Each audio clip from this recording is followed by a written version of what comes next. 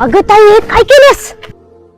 अगं ताई वेडी आहेस का तू? काय केलंस हे? यायला हवं ना, तेच केलंय.